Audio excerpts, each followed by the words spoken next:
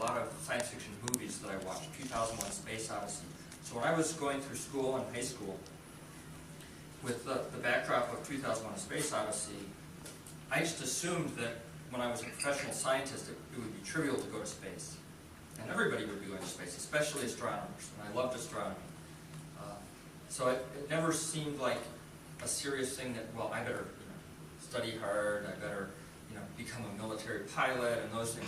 That was not any consideration. It was follow the science that I love to do, and then when I'm a professional, NASA will just pay me to go to space because hundreds of people will go to space, and there'll be geologists evaluating monoliths on the moon and all kinds of things like that. But that's not the way the world turned out.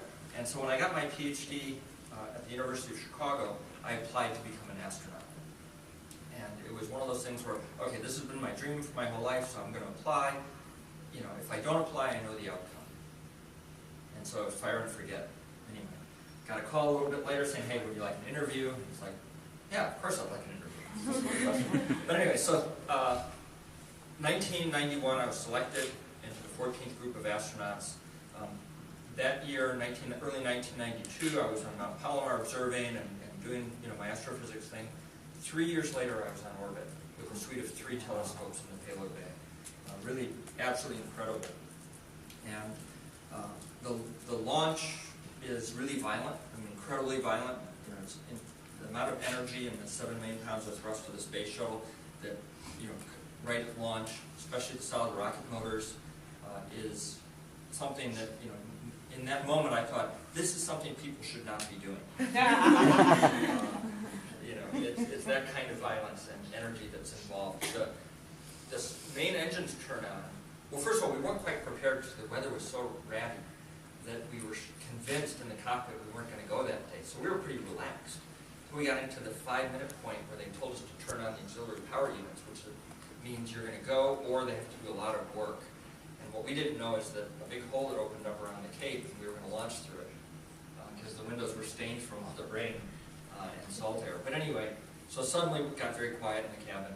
We got into the final count, the main engines turned on and it kind of rumbles. And then when the solid rocket motors turn on, it's not a gentle liftoff like you saw in Apollo. The shuttle leaps off the pad. It weighs 4.5 million pounds at that point, a little over 7 million pounds of instantaneous thrust.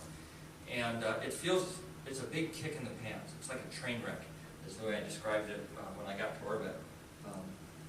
And for the first 2 minutes, really rough. Then the solid rocket motors come off. There's a little bit of a sigh of relief, although then you realize that there's 3 main engines burning liquid hydrogen, liquid oxygen, turbo pumps, big turbo pumps spinning at 70,000 RPM with cryogenic fuel. So you think, okay, well, it's not over yet.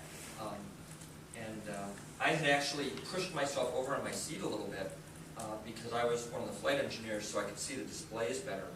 And during the first stage, it was so bumpy that you couldn't read anything. But the seat back bisected my back as a result through the parachute. And as we got to 3G throttling, my back compressed and all the air got pushed out of my lungs. And so for about 2 minutes I was going, when is this going to be over? And then main engine cutoff, instantaneous floating, and I got this silly grin on my face. You can see it there if you can see through the visor. Silly grin on my face. It wasn't there when Mike Massimino stripped the screws, though. There was no grin involved that you heard John Ember talking about. But that silly grin lasted the whole flight. We were up for 17 days. And it's just so magical, floating around. Going out in a spacesuit, again, something people really shouldn't do. Go out into a vacuum wearing a cloth suit. It's insanity, but it's just so cool. The view of the Earth, you have just this polycarbonate visor that you're looking out at this wonderful blue globe right there. You can see Africa if you look closely. It's just totally phenomenal that we do that. And I think when we send people to Mars, a little bit different experience because 2 weeks out from the Earth, there's no beautiful Earth to look at. But you have Mars ahead of you. 2 weeks from Mars is going to start getting big enough that you can resolve it. And coming into a new planet, landing, is going to be incredible. And all of the communication from Earth to Mars, once you get far away, is going to be sending Skype messages and text messaging, because with the time delay, conversation becomes impossible. So you guys are all ready to go.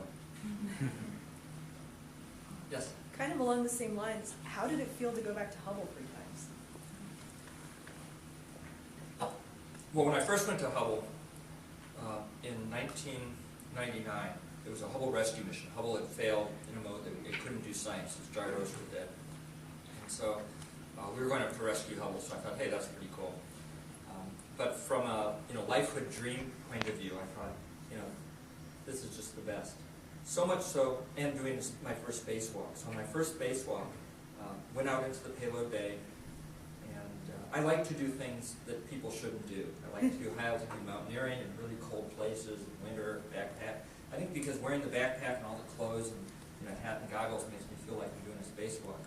But I didn't know that until I actually did a spacewalk, and I said, hey, this is like high altitude mountaineering, but a lot easier because you're floating. And I got on the end of the robotic arm, and Jean-Francois Clairvoy, our robotic arm operator from ESA, drove me back to the Hubble, and I was about a meter away, and I just couldn't resist it. I took one finger and I poked Hubble to make sure I wasn't dreaming. And then it was off to work. We spent 8 hours and 40 minutes working on Hubble, but it was just one of those moments I couldn't resist. Later in the flight, and Jean-Francois and I had arranged on the last EVA, or on the back side of Hubble, he had to put me in kind of a precarious spot and then bring me up the back of Hubble where he couldn't see, so I could access something that we had to fix. And I said, beam me up, Jean-Francois. Nobody commented on that after the flight, but anyway, it's an amazing thing. But when Hubble departed, we let go of Hubble and backed off. I watched Hubble go off into the distance, and eventually we went into eclipse, and Hubble disappeared, and that was the last we saw of it. I did feel sad, like I'd spent 3 days with somebody and made a close friend, which is a mistake to anthropomorphize the satellite. We do it all the time. Curiosity the rover, she's great, things like that. But it's because we care. I thought, too bad I'll never see Hubble again. So then I was picked to be the payload commander of the next mission, just 2002, and it was like seeing an old friend coming back. We did a complete makeover of Hubble and a lot of really difficult stuff. And so, then when I saw Hubble going away, I had to re-experience that sadness. Interestingly, this last trip, 2009, I did feel like I was seeing an old friend, but when we deployed Hubble, we had done such amazing things in bringing Hubble up to 2009 standards of instrumentation and science, and that everything was working. We did our job and a little bit more. We finished up a task that I carried on the previous 2 missions, some outside insulation, that wasn't on our plan to finish, but we got it done anyway. That I thought, there's no more that humans can do for Hubble, and it's basically in perfect shape.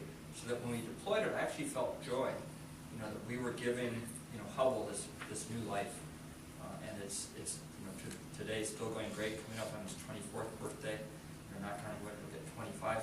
We may see Hubble operating until 2018 or 2020 unless something befalls, which will be great because we'll get overlap with the James Webb Space Telescope. I heard a